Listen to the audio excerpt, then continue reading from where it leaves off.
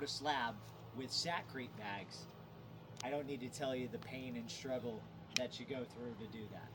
So I have done probably, I don't know, 1,000 of these by now over the last 20 years, and I have a handful of tips and tricks to make any Sakrete job a whole lot easier.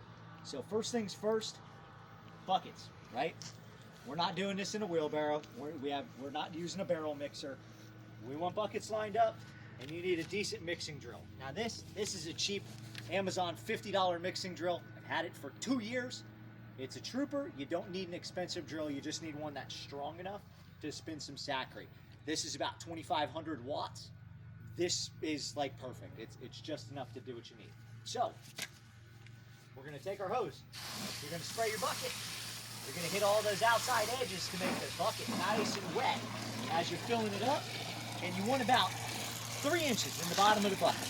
Doesn't have to be a science to it. As long as you got about 3 inches in the bottom, that's perfect. And again, we're hitting the buckets, we're cleaning them down as we go, making sure the edges stay wet and don't have crumbs, because that's going to make these spin a whole lot easier. Okay? Now, as you can see on this slab, we're on the last tail end. I wanted to catch this video before I'm done with it, and I did all this by myself. Okay? You can easily do one of these Sakrete jobs by yourself. And this is how you're going to do it. So you got your buckets, you got your water, okay? You got your drill ready. You're going to take your Sakrete bags.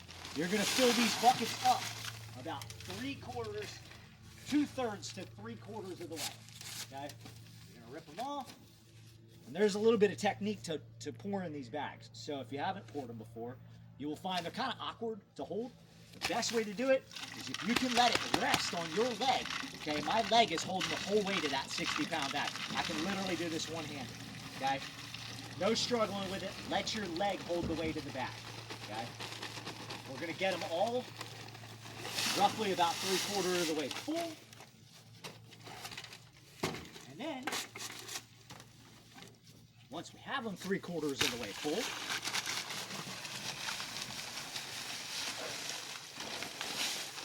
there we go. Take a peek inside there, you can see where we're at. So you can see just a little bit of gray powder sticking out of the top. That tells us we are pretty close to the right level. Now you're going to take your drill. This is where one of the first tricks that's going to make things way, way easier. Okay? So you're going to stick that drill in. You're going to light it up right as you go in. You want to dive the drill to the bottom and let it spin the bucket one time. So if you can get it, watch. Boom.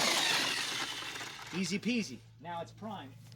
So we're going to grab another bag of material.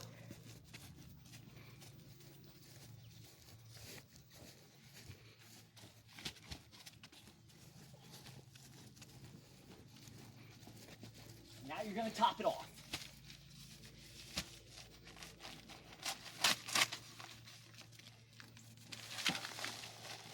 A little bit of fluff on top to dry it back up. Spin. Let it catch the edges.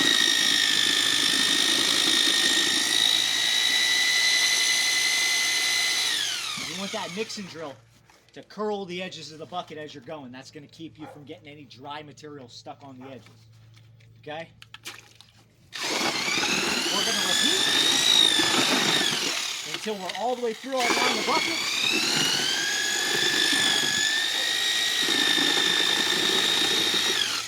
Dig it in, swirl it around, add some material on top to dry it back out, get us an actual concrete consistency that's not soup. Spin it up.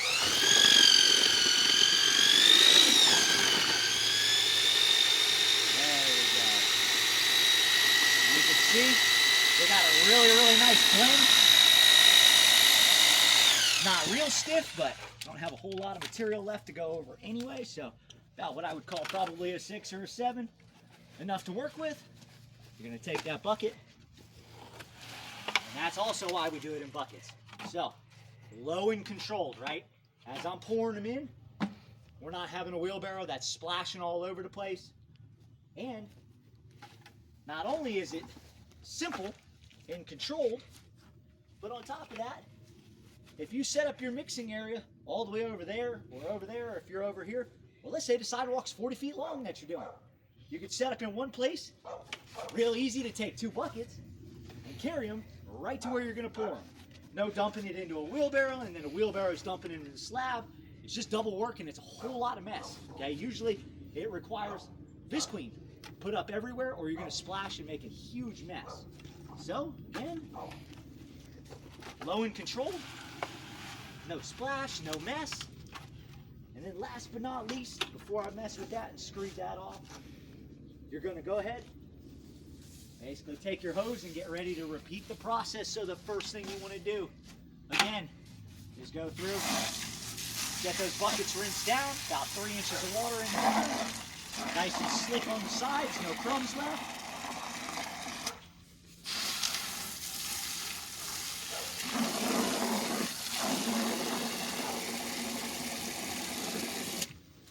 And there you go. Now, all of those things are going to take what would be a normal nightmare, okay? Even 2 guys. This would be a brutal, brutal morning to pour all this together. With a few simple tips and tricks to make this a lot easier. This was, what time is it? 10:30. This was about 50 minutes, start to finish. And I did this by myself while my partner was prepping all the paperwork. 50 minutes, almost a whole pallet of Sakrete and done. That's how you do a Sakrete job.